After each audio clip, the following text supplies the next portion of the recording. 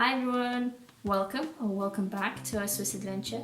For those who are new here, back in January me and my boyfriend moved from the UK to Switzerland, and this channel is all about our time here, our travels here, but also there are videos about how to move to Switzerland and any useful tips and tricks that we learned in the process. And today's video we'll be talking about how much does it actually cost to move your stuff to Switzerland. It's something that maybe not many people have asked, but I'm sure everyone's going to be curious to know about. And also I'll talk about the process and any advice that we can give. But before I start, I wanted to give a quick mention to the YouTube channel called Best Cities. This channel is all about different cities in Switzerland and also around the world. And recently I've done a quick interview for them in their video about how to move to Switzerland. Erika, when did you move to Switzerland and which city did you move to? We moved to Switzerland in January this year to the city of Neuchâtel, so we have been here for only about 5 months. It's got lots of great tips and advice and information about this country, so make sure to check it out. I'll link it somewhere here and also in the description down below. Now back to our video, and today's topic, as I mentioned, will be moving to Switzerland and moving your belongings here and how much it could cost.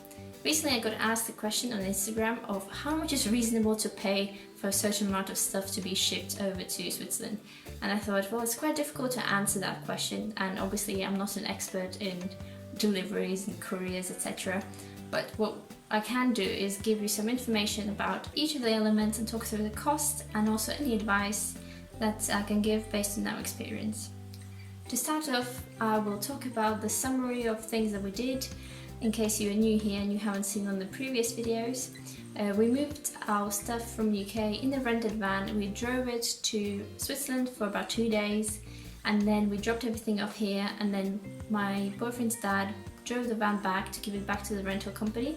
We didn't use any removals companies, we didn't use any help from anyone with filling out the forms, so we did it all ourselves. So all the tips and advice will be based on our personal experience. But first I'll start with talking about van rental, how to do it and how much it costs. We booked a van through a company called Hertz, and the reason we booked a van through them was because they're pretty much the only company in the area that allowed to take out the van from the UK to another country and drive around there.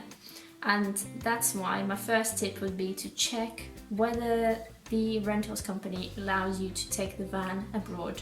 Another tip I can give is make sure you check whether you are allowed to drive the vehicle you're renting, and also whether you're allowed to drive it abroad with the type of license you have.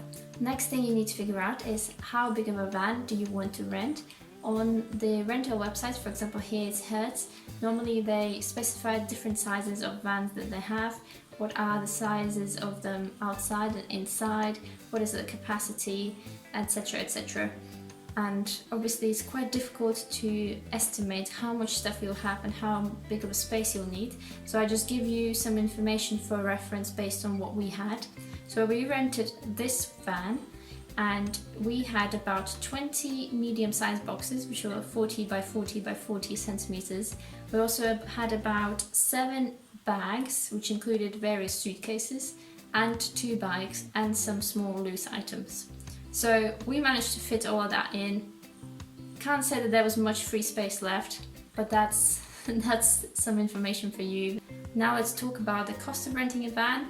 And I'll give you all the prices in British pounds, and also I'll mention all the prices in Swiss francs on the screen here, but feel free to convert it to any currency you need.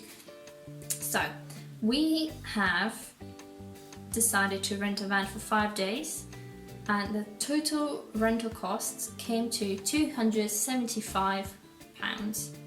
Of that, only £86 were the actual van rental, which is not a lot, I think, and there was £188 or almost £189 of all the additional costs. Now, this is quite important because this is something you have to bear in mind when you book a van, is that the cost of the actual rental is probably going to be only a small part of the overall cost, because they like to add on various things. Because we had 3 drivers that had to be all insured, that's where things added on. So what we added on was additional operator as well as additional driver surcharge, which together were £72. that's basically just to allow other people to drive the van. Also, we had a fee of driving abroad. This is something to bear in mind. If the company will allow you to take the van abroad, they'll have some sort of a surcharge, and that will depend on the amount of days that you rent for. So because we rented for 5 days, our surcharge was £84, and then there was a VAT of £31, so all in total £275. Sorry that I keep looking down here because I have my spreadsheet here, I can't remember all the numbers.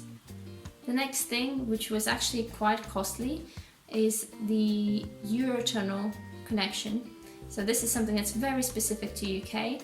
It's a tunnel that goes under the channel and it connects the island of UK to the continent of Europe.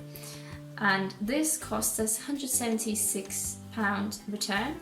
And this is something you have to book in advance, and make sure you book it as soon as you booked your van, because the prices for Eurotunnel tickets fluctuate quite a lot, so you don't want to leave it till last moment and then face a huge ticket price. If you're going to travel for a few days, you'll probably need to book a hotel room or an Airbnb somewhere, and because we traveled over 2 days, we had to do that on the way there and also on the way back for my boyfriend's dad, and overall that cost us £150.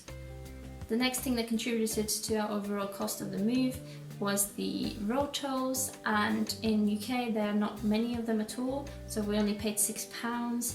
In France we paid £96 in road tolls, and in Switzerland there's a fixed vignette charge. It's a little sticker that you put in your car that will allow you to go on all the motorways in Switzerland. That is 40 francs or £31, and if you're traveling in your own car, you can keep it for a year and travel around Switzerland. It's quite handy, but obviously if you're just going there in a rented van, it's kind of pointless because you'll just use it for a day and then you'll have to bin it. And the next thing we had to spend the money on was obviously fuel, and that came to almost £189. Now the prices of fuel have dropped, and hopefully you'll be able to spend a bit less on that. The last thing I wanted to talk about is crossing the Swiss border. Who knew? That will also cost you money. Thank you, Switzerland. In order to move your belongings here, you have to fill out so-called domestic removals form. I'll put it somewhere here and I'll link it down below as well. This form allows you to provide information on who you are, what you're coming to do in Switzerland, your contact details, and also have information on how much stuff you're moving here, how much this stuff could be worth, etc. What you also have to do is you need to include an inventory of your belongings. Now, the tricky bit is that no one tells you how detailed this inventory has to be. And when you read up information online about how people did it, how detailed was their inventory, everyone's experience is very different. Some people literally just say, oh, they had 20 boxes of clothes and home stuff, and it's fine, and some people go super detailed. Because we didn't want to have any issues when crossing the border, we decided to go a bit overboard. By that I mean, we wrote out all the things that we're moving here. We numbered all the boxes, we numbered all the suitcases, all the bags, everything.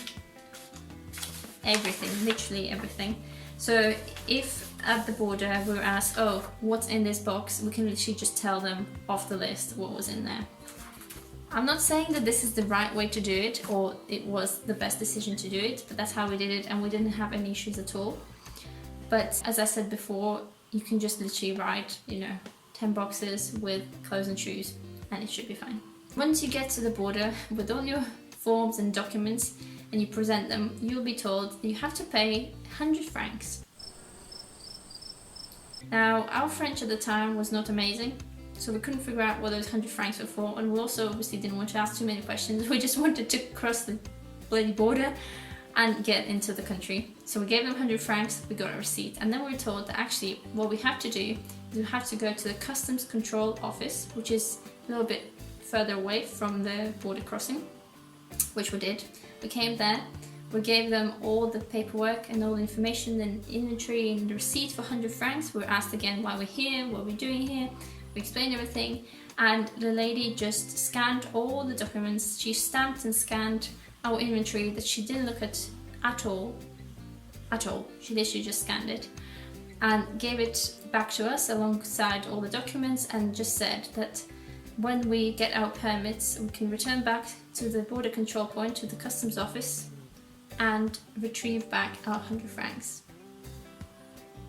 Now this is a very interesting system, but what's interesting about it is that apparently you have to return to the same border control that you went through, which I'm not sure many people do, so they might as well just cash in those 100 francs straight away and just not tell you that you can get them back. But that's how it works. Another interesting little detail to mention is that if you're bringing things that are less than 6 months old, apparently you have to pay extra tax on it in Switzerland.